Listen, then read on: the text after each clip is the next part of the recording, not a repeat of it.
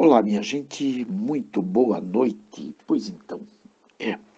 Este é um texto que eu tenho já desde maio de 2020, pronto para gravar e para trazer ao conhecimento de todos. É o duro golpe contra o Estado Democrático de Direito. Na verdade, é um texto que vem, se não me engano, desde o dia 9 de maio, que ele foi montado lá e meio que foi deixado para trás por vários motivos, até porque, em primeiro lugar, o que interessa mesmo não é a gente trazer, digamos assim, não é criar a ideia do eu sou a favor, você é contra, não, não é nada disso. Vamos debater, vamos levar a debate, vamos trazer a debate todas as informações. Nós vivemos aí um período muito crítico da nossa história que, puxa vida, que não houve outro contraponto a não ser no início do século passado, quando nós tivemos aquela pandemia, mas não tinha ninguém vivo daquela época para contar a história, a não ser alguma coisa que a gente colheu de informação da própria mídia. No entanto, como foi há bastante tempo, então as informações também são bastante precárias, né? Mas veja, agora surgiu essa nova, aspas, pandemia, essa brincadeira que tentaram fazer. Eu digo brincadeira no melhor sentido da palavra, porque na verdade não quero sair gritando e berrando e brigando, enfim.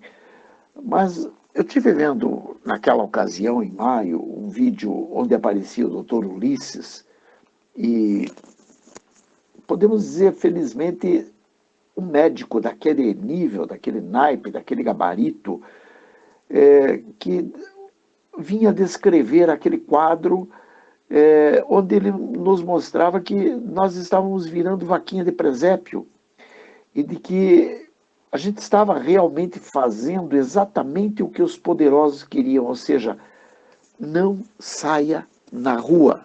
Porque a cantilena era essa: não saia na rua, fique em casa, não vá para o hospital. Se tiver febre, toma um antitérmico e só aparece no hospital se tiver com dificuldade muito séria de respirar. Quer dizer, gente, todos os, todos os princípios básicos do cuidado com a saúde, digamos que foram negados, especialmente, claro, à população menos esclarecida. Por quê? Porque a população mais esclarecida, a população que tem dinheiro, a população que tem condições, é claro que ela acabava encontrando algum meio ou algum atendimento, por quê? Porque ela podia pagar por aquilo. Agora, aquele que não tinha a alternativa, ia acabar acontecendo o quê? Acabava acontecendo exatamente o que eles estavam mandando. Fique em casa, só apareça no hospital quando você não tiver mais recurso nenhum, para daí ser entubado e esperar a hora da tua morte, porque infelizmente já ninguém sabia de nada a respeito do vírus, ninguém sabia de nada do que estava acontecendo e ninguém sabia de nada e não queria saber de nada. Agora, por que não sair na rua? Ora, a princípio, e hoje nós vemos claramente, porque se você tivesse saído na rua, você teria tido outras condições de ver o que estava acontecendo com outros olhos e, consequentemente, você não teria se tornado a vaquinha de presépio sem força política que eles tanto estavam almejando que você fosse. Hoje, você, depois de ter passado tanto tempo trancado, você virou uma pessoa que não tem força nenhuma. Por quê? Porque você nem mesmo sabe o que foi que aconteceu. Consequentemente, você não tem força política, você não tem força para debate, você não tem conhecimento absolutamente de nada. Você não ganhou dinheiro, ou seja, você se tornou quase que um zero à esquerda. E, consequentemente, o que é que pode fazer um zero à esquerda? Nada. Absolutamente nada. Por quê? Porque a condução do país necessita de zeros à direita, não zeros à esquerda. Consequentemente, eles conseguiram transformar uma parte da população em zeros à esquerda. Aquelas pessoas que não sabem de nada, que não viram nada, que são incapazes de debater uma situação que acabaram de viver. E por que são incapazes? Porque não entenderam nada do que foi que aconteceu. Quando uma pessoa não participa do desenvolvimento de algo no qual a nação está inserida, é porque você não participa politicamente, consequentemente, você não tem absolutamente do que reclamar. Você não sabe de nada, você não representa nada e você não tem condição nem mesmo financeira para reclamar de algo. E quem não produz vai reclamar também de quê? Afinal de contas, não produz, não participa, não existe. Essa pessoa ela vive apenas se liderada ou mandando que ela faça A ou B e ela vai aprender a obedecer como vaquinha de presépio. Ela acata a liderança que lhe é apresentada no momento que é apresentada. E esse doutor Ulisses, ele mostrou exatamente o que é que a gente pensava, né? Ele mostrou naquela ocasião que sim, o vírus era letal. Claro que era letal. Alguém tem alguma dúvida? Não, ninguém nunca teve dúvida de que o vírus matava. Todos nós tínhamos certeza absoluta de que o vírus era letal, de que o vírus poderia matar, como está matando até hoje, né? Tem pessoas que de fato morreram vitimadas pelo corona e outras tantas que hoje nós sabemos e temos até quase provas contundentes de que não morreram pelo corona e foram apenas utilizadas como número para mostrar que havia de fato uma pandemia, quando na verdade não houve uma pandemia.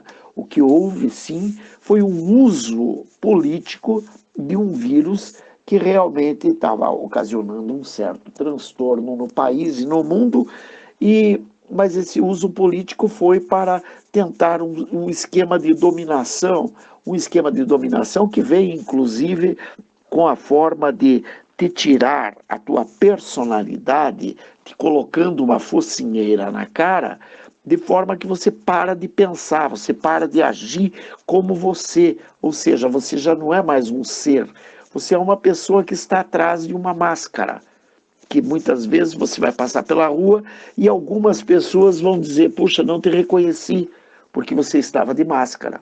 Hoje mesmo, hoje, dia 31 de agosto de 2020, acabei de ver, um pouco antes de vir gravar isso aqui, eu estava vendo um rapaz que saiu passear com seu cachorro e, curiosamente, eu observei uma coisa assim bastante interessante.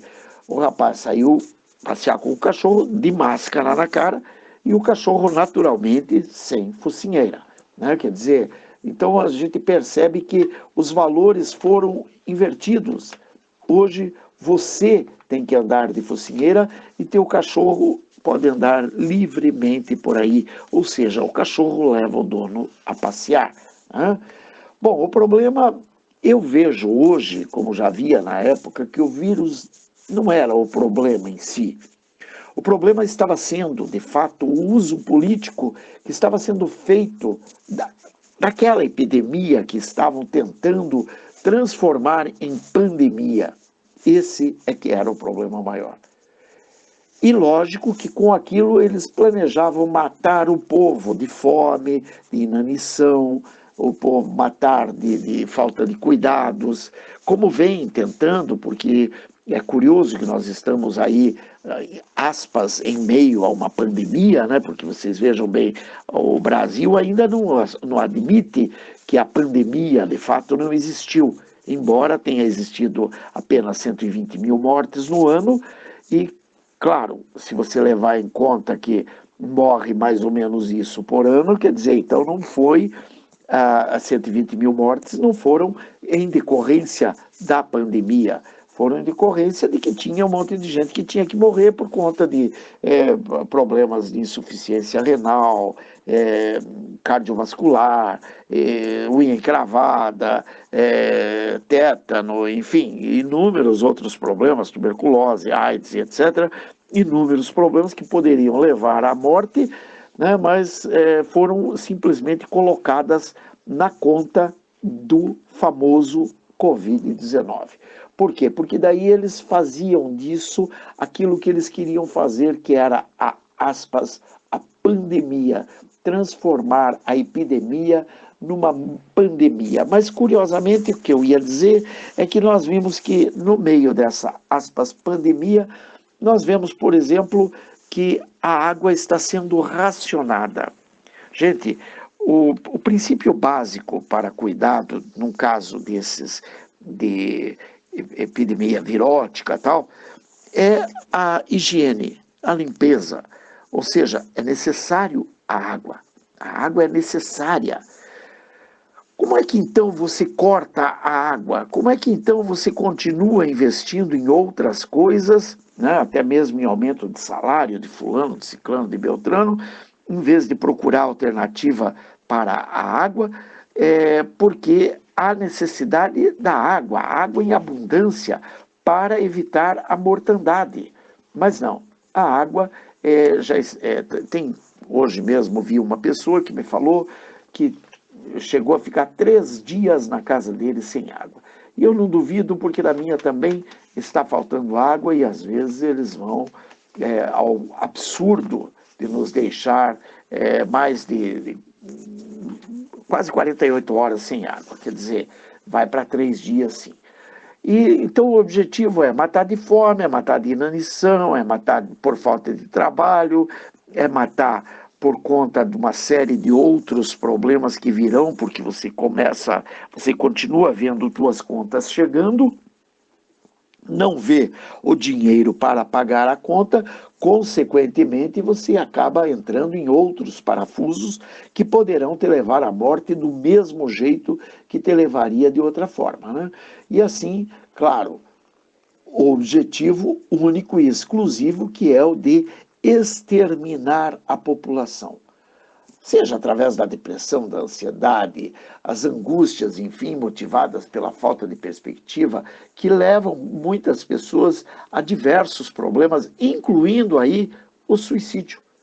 Mas é claro, uma das principais medidas foi a de trancar as pessoas, primeiramente dentro de casa, impedindo homens, mulheres e crianças de saírem, crianças de frequentar as aulas, ou seja, isolando todas as pessoas, cada uma em seu núcleozinho, forçando a que aquelas pessoas que já não tinham um bom convívio normal em casa, poderiam vir a ter problemas muito mais sérios, porque tiveram que passar a conviver entre 4 paredes do mesmo jeito. Crianças totalmente alijadas do ambiente social, ou seja, jogadas para um canto qualquer, sem comida, sem condição de higiene, sem condição de ver algo frutífero, como vi muitas e muitas casas. O que mais você via no final do dia, todos os dias praticamente, era gente bebendo e aprontando e fazendo festa, porque, claro, não pode ir trabalhar, não tem o que fazer, vai fazer o quê? Vai ficar fazendo festa em casa, regada a muita bebida, muita maconha, muita droga, enfim, de tudo quanto é jeito. E daí é claro que isso acabou levando pessoas a encontrar problemas cada vez mais sérios. Pior ainda foi o fato de terem fechado também as portas das igrejas, ou seja, as pessoas ficaram impedidas de ir buscar o auxílio espiritual a que já estavam acostumadas nos seus momentos de turbulência. E acostumadas desde quando? Desde pequenos, porque, afinal de contas, a grande maioria do povo brasileiro é um povo voltado à religiosidade, seja ela qual for, especialmente a religiosidade cristã. Mas as igrejas fechadas, os terreiros de Umbanda, enfim, fechados, ou seja, as pessoas não tinham os seus gurus, os seus pastores, os seus padres, para buscar auxílio. Embora, na grande maioria das vezes, claro que essas pessoas também não estão lá muito adequados a dar auxílio, mas seria uma alternativa. De qualquer forma, foram fechados, trancados os indivíduos dentro de casas, sendo que a maioria sequer não tem uma casa onde ficar. Pessoas que saíam pelas ruas em busca de papelão, de latinha, de lixo e etc. E precisava daquilo para poder arrumar o básico para comer. Mas voltavam para casa de mãos abanando, porque nem mesmo isso podiam encontrar em algumas cidades. Inclusive, quando eram encontradas, eram presas para não mais sair de casa, ou seja, trancafiadas em ambientes insalubres, totalmente à mercê da fome, do pânico e com mensagens diretas na mídia, no rádio, na televisão, no jornal, tal. Você vai morrer. Já temos a tua cova ou a de teus familiares aberta. E lógico, aquela eterna e dura frase que vibra como um sino que retine: fique em casa ou não saia de casa. Ou seja, nós vimos isso de todas as formas, de inúmeras formas, especialmente na rede Globo de televisão, que é a rede mais forte do país, onde constantemente morreu tantos, vai morrer mais tantos, já está sendo aberto covas em São Paulo pelo prefeito Bruno Covas, e está sendo aberto mais não sei quantas mil covas, porque está esperando a mortandade de não sei quantas mil pessoas, enfim, tudo muito bem instalado para trancafiar o indivíduo cada vez mais dentro de casa. E aí nós vimos, então, dois problemas: a claustrofobia e a sua irmã gêmea, mas oposta, que é a aeroacrofobia. A claustrofobia, que é gerada quando você é obrigado a ficar preso, que você começa a ficar com aquela neura de ficar preso dentro de um determinado ambiente, especialmente fechado. E a aeroacrofobia, que você vai ter a partir do momento que você já está acostumado a não sair, e quando você tem que sair, que você começa a ter medo de ter que sair, de ter que encarar a vida lá fora, de talvez chegar na esquina e ser assaltado, ser morto por outros meios, porque a população está em pânico, a população está em polvorosa. E é justamente o que poderia ajudar a enfrentar a situação foi tirado do indivíduo. Tudo aquilo que poderia ajudar o povo a enfrentar a situação foi tirado de nós. Primeiro, o nosso direito de ir e vir, que é um dos direitos básicos e fundamentais. A perda da nossa dignidade, juntamente com a nossa condição de se sustentar com o suor do seu próprio rosto. Ou seja, você fica ao chão, ao que resta do teu ser. Por quê? Porque até para comer você depende de alguém, porque na verdade você não está trabalhando, você não tem dinheiro, você não tem de onde tirar e você vai depender de alguém. Você já tinha que pedir para comer, você já tinha que catar lixo para comer. A partir desse determinado momento você já não podia mais nem catar o lixo para comer.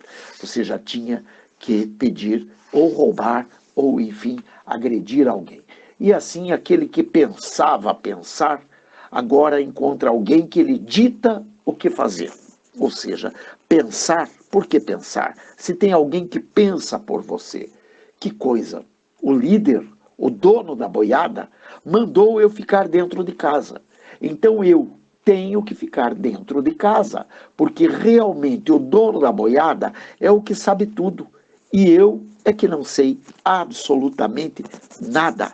Porque quem sabe tudo são eles. E eles começaram a me dizer que eu não posso andar, que eu não posso sair de casa, que eu não posso entrar em lugares, que eu tenho que usar máscara. Mas ninguém contou que tem que trocar a máscara de 2 em 2 horas. Ninguém contou que aquela máscara cria uma panaceia de de bactéria ali na frente, onde fica, onde você respira, que cria toda aquela colônia de bactéria, e aquela colônia de bactéria, para que ela se prolifere, ela vai defecar, ela vai urinar, ela vai fazer todas as suas necessidades ali, e você vai acabar aspirando aquele ar que vai passar por aquela colônia de bactéria totalmente suja e vai levar aquilo direto para o teu pulmão. Ninguém te contou isso. Que coisa! O líder, o dono da boiada, te mandou ficar em casa. Está lembrado disso?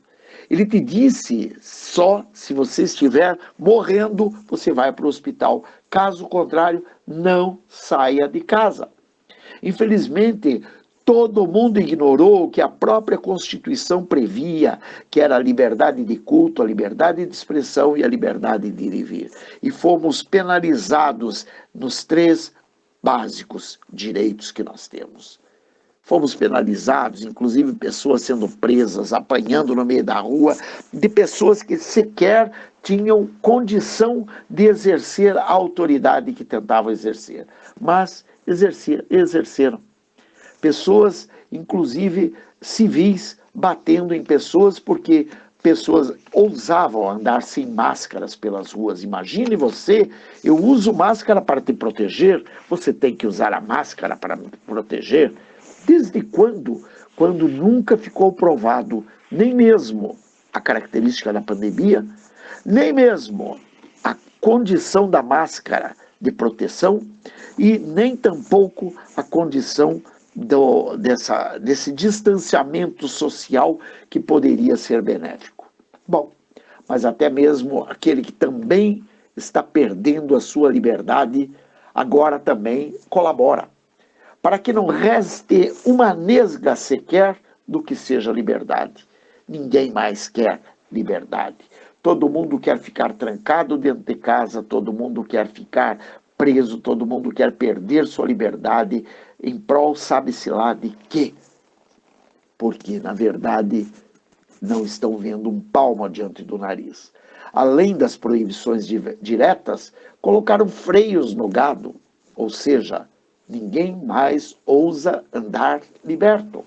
Colocaram-lhes máscaras, fazendo-o crer que essa é exatamente a condição para você ser salvo, para você não pegar o vírus e não morrer de uma possível infecção. Ninguém contou ao infeliz, como eu disse um pouco antes, que a máscara, primeiro, impede você de respirar livremente e que ao aspirar, você aspira não o oxigênio, mas também uma quantidade de gás carbônico, que é o que você acabou de expirar naquela máscara. Então, isso impede que você continue tendo a tua identidade, ou seja, a característica de um homem livre, porque você pode olhar no olho de outro e outro te olhar no olho diretamente, sem aquilo que está impedindo um e outro de se olhar. Isso não contando que todo mundo anda agora de cabeça baixa, como se tivesse sobre os ombros um grande e pesado fardo, um pesado jugo. Ficou muito claro, portanto, que tudo não passa de um grande golpe. Vão instalando tranquilamente a ditadura comunista. E era o que eles estavam fazendo.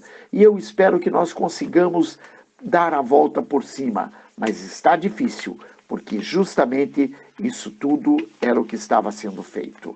E é o que está sendo feito ainda, muito embora algumas pessoas já acordaram, algumas pessoas estão vendo um palmo adiante do nariz. Pode ser que tenham tido a sorte de um vírus ter surgido sorrateiramente. Porém, na minha opinião, meu amigo, e hoje eu posso dizer isso com muito mais segurança, esse vírus não surgiu aleatoriamente. Não, isso não. Isso foi montado. Isso foi montado por um grupo que almejava o poder e que queria a qualquer custo impor um fardo pesado sobre os ombros de pessoas que não têm sequer como lutar. objetivo inicial era destruir a economia, criando dessa forma o caos que seria gerado pela fome, pânico, desespero, enfim. E em seguida viriam os falsos estadistas, travestidos de salvadores da pátria, dando o golpe fatal. Naquela ocasião eu escrevi e disse: bem-vindo ao regime ditatorial comunista, que muito breve terá o domínio exclusivo do Partido Comunista do Brasil, amparado pelo Partido Comunista Chinês. É claro que naquela época os quadros ainda não estavam bem delineados, mas já se percebia pessoas como Dória, Witzel, Caiado, o Leite do Rio Grande do Sul, Moisés de Santa Catarina, a Fátima Bezerra lá do Rio Grande do Norte, aquele canalha lá do Ceará, o Rui Costa da Bahia e tantos outros canalhas, o Helder Barbalho do Pará e tantos outros. Hoje, graças a Deus, já vimos o Witzel, embora tenha sido afastado por poucas horas, talvez ele volte até ao poder, espero que não, mas de qualquer forma já vimos que alguma coisa está caminhando. Embora já estejamos vendo também que o golpe não parou, porque muitos acordaram. Ao contrário disso, o STF já nos prepara uma cama de gato, já desautorizou a polícia de qualquer investida nos morros cariocas e, portanto, nem mesmo a utilização de helicópteros no combate ao crime no Rio de Janeiro é permitido. Ou seja, o Rio de Janeiro está entregue ao crime organizado.